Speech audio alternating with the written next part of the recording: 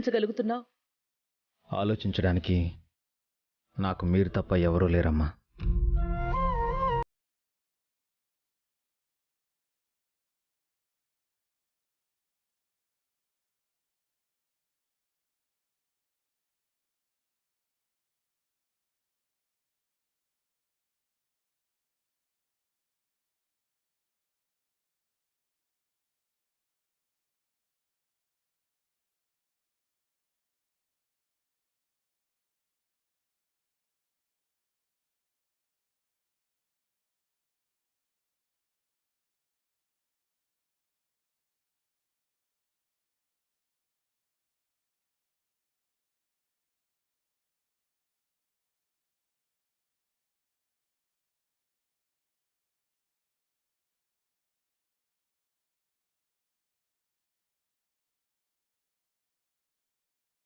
బ్రతికించుకున్నావు.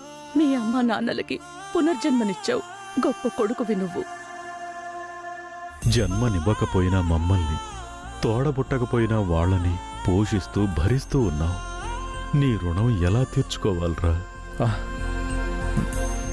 ఏంటన్నా నా మాటలు? అయినా మీరు ఎక్కువగా ఆలోచించకండి. మీరు వెళ్ళి పడుకోండి, నిద్రపోండి. అమ్మా వెళ్ళి పడుకోండి అమ్మా.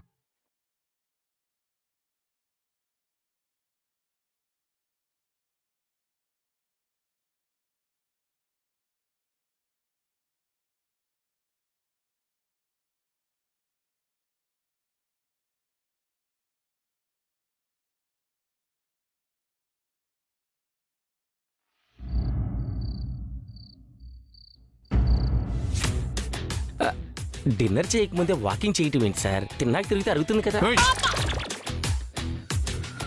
నేను వాకింగ్ చేయట్లేదురా, థింకింగ్ చేస్తున్నాను. కాలుతో ఆలోచించడం ఏంటి సార్? మెదడుతో కదా ఆలోచించాలి. ఒరేయ్, నువ్వు తింగరుడువో తెలివైనవాడో అర్థం కావట్లేదురా. తిరుగుతూ ఆలోచిస్తున్నాను రా. ఆ అభిరాముని ఎలా దెబ్బ కొట్టాలా అని ఆలోచిస్తున్నాను. అందుకు మీరు ఆలోచించడం ఎందుకు సార్? చెల్లెలి గారు వచ్చారు కదా, మీ వల్ల కాదనే కదా ఆవిడ రంగంలోకి దిగారు. అవునరా, అభిరాముని దెబ్బ కొట్టాలంటే నా చెల్లెలే కరెక్ట్. ఈ రోజు గుళ్ళో జరిగిన దానికి తను రగిలిపోతూ ఉంటుంది. నాకంటే ఎక్కువ కోపంతో రగిలిపోతుంది.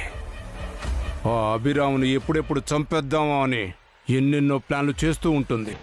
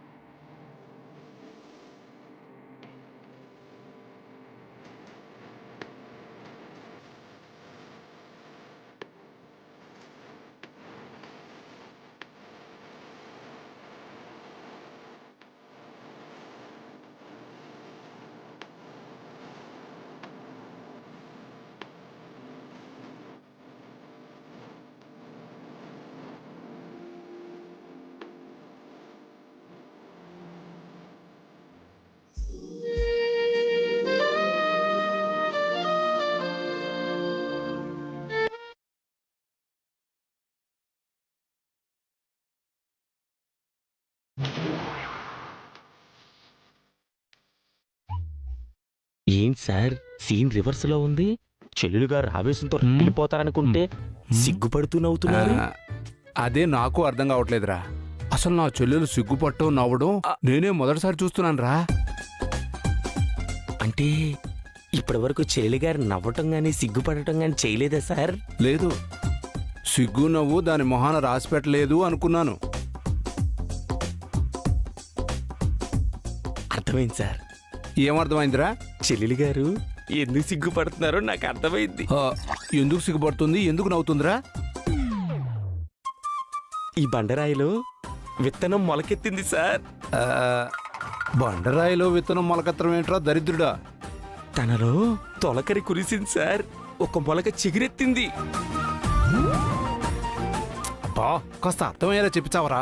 ఒక మగవాడు సిగ్గుపడ్డాడంటే ఏదో తప్పు చేశాడని అర్థం సార్. అదే ఒక ఆడది సిగ్గుపడిందంటే అందులో పడిందని అర్థం సార్. ఎందులో? ప్రేమలో సార్. ప్రేమలోనా?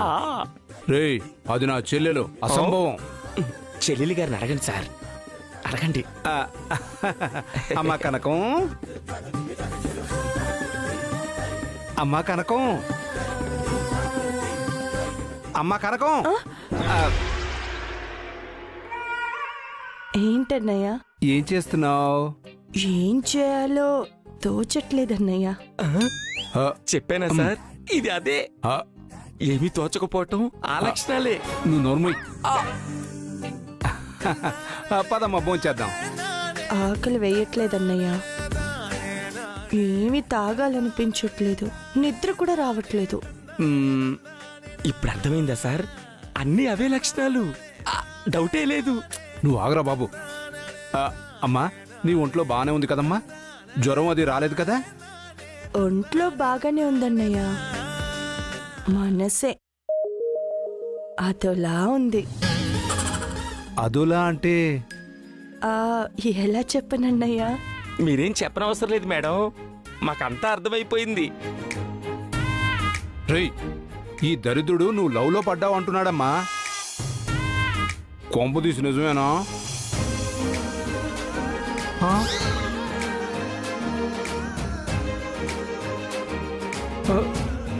Congratulations madam.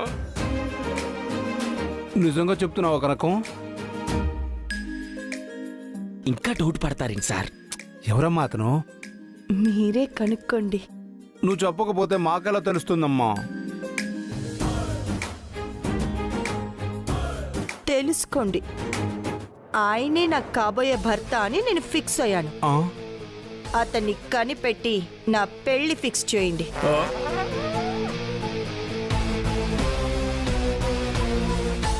ఏంట్రా ఇది? పగ తీర్చుకోవడానికి వచ్చి ప్రేమలో పడింది. ఇన్నాళ్లకు చెల్లెలిని ఒక ఇంటి దాన్ని చేయబోతున్నందుకు సంతోషించండి సార్. మీ బావగారిని కనిపెట్టండి. అది ప్రేమలో పట్టడం ఏంటి? వాణ్ణి కనిపెట్టమని నాకు పరీక్ష పెట్టడం ఏంటి? ఇంతకీ ఎవడు వాడు?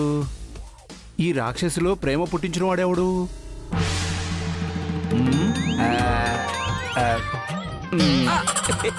Sorry sir.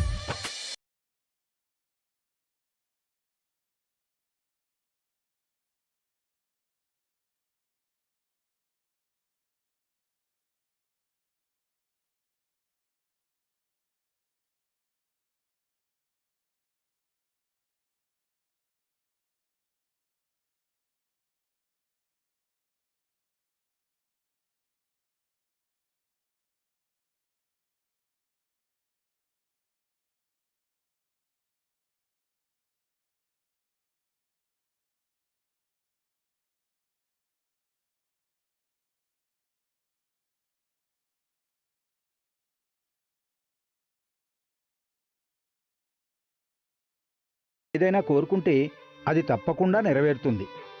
అవునా పంతులు గారు? అయితే మా వసు ప్రదక్షిణలు చేస్తుంది.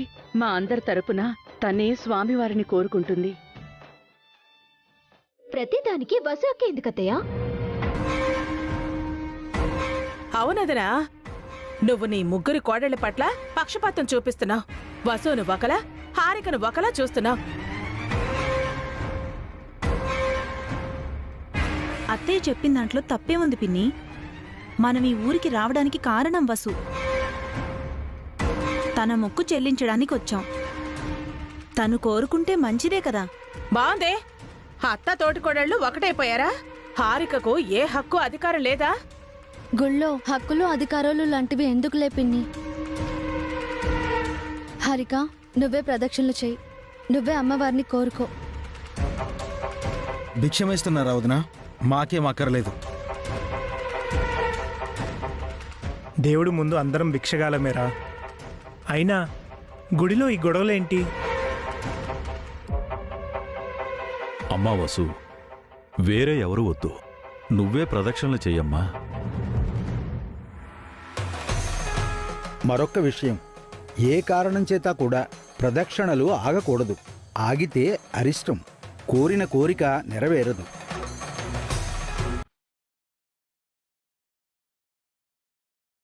అలాగే పంతులు గారు.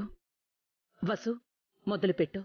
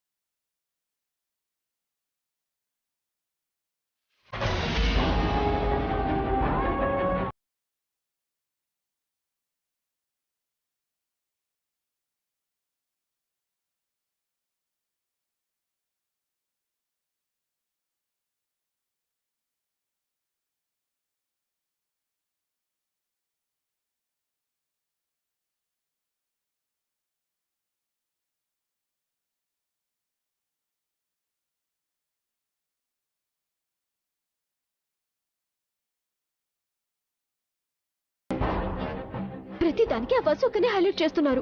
నన్ను పక్కన పెట్టి ఇన్సల్ట్ చేస్తున్నారు. పావనక్క కూడా వసు ఒక్కనే సపోర్ట్ చేస్తుంది.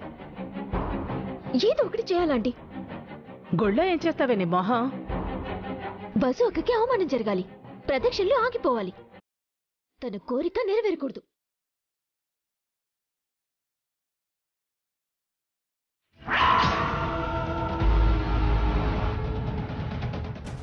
ప్రదక్షిణ ఆగాలి, అంతే కదా? ఎలా ఆంటీ?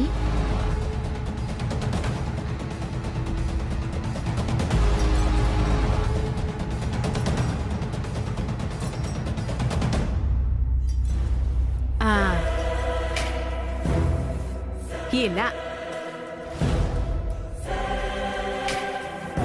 ఈ గాజు పెంకు వసు కాల్లో గుచ్చుకుంటే అది నడవలేదు కదా? నిజమే ఆంటీ. పద.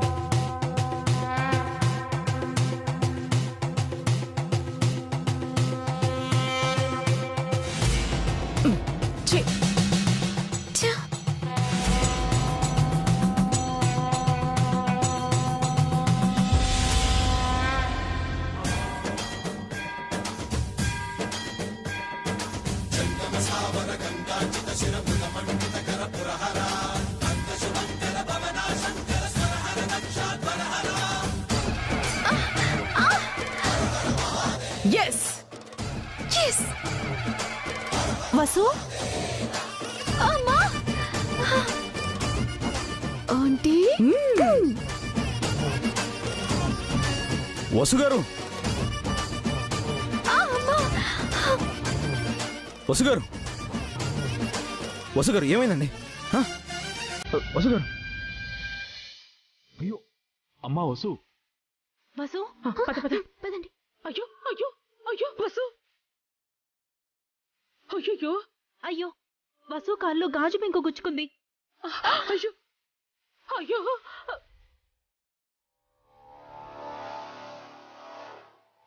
కొంచెం వచ్చుకోమ్మా.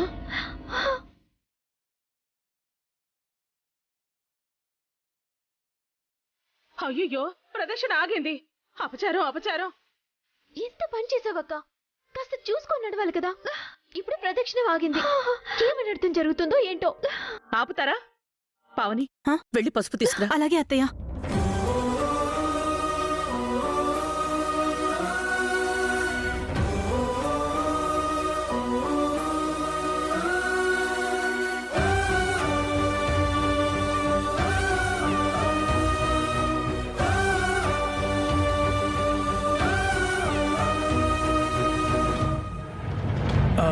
అసలు గాజు పెంకులు ఎలా వచ్చాయి? నిన్న నూనెలో మంటలు వచ్చాయి, ఈరోజు ఇలా. ఎందుకు ఇలా జరుగుతుంది? పిల్లలు ఆడుకుంటూ ఇక్కడికి వచ్చి పడేశారేమో అన్నయ్య.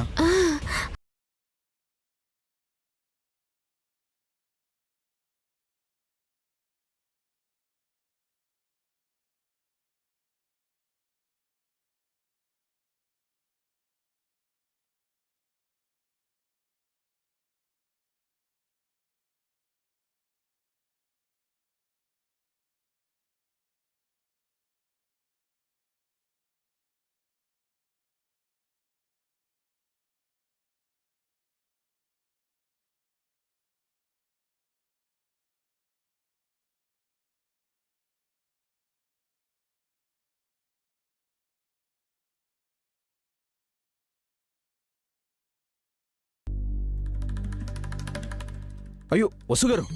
అయ్యో వసు,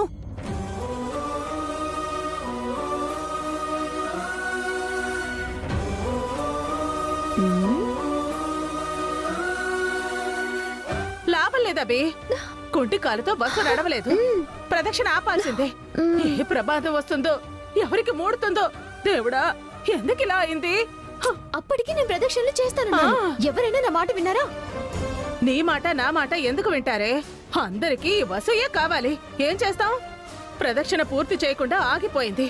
అంతా మన తలరాత.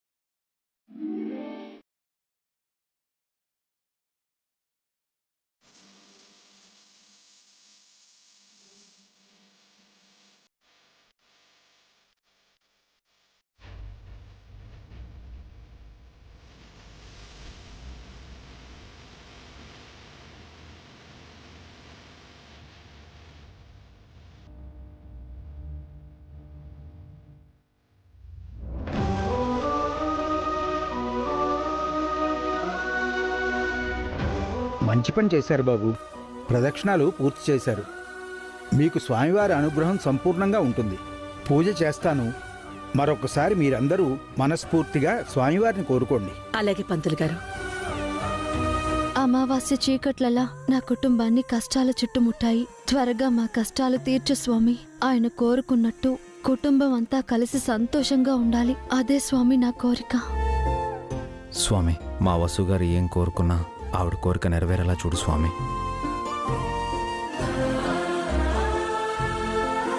ఆపదామభర్తారం దాతారం సర్వసంపదాం లోకాభిరామం శ్రీరామం భూయో భూయో నమామ్యహం.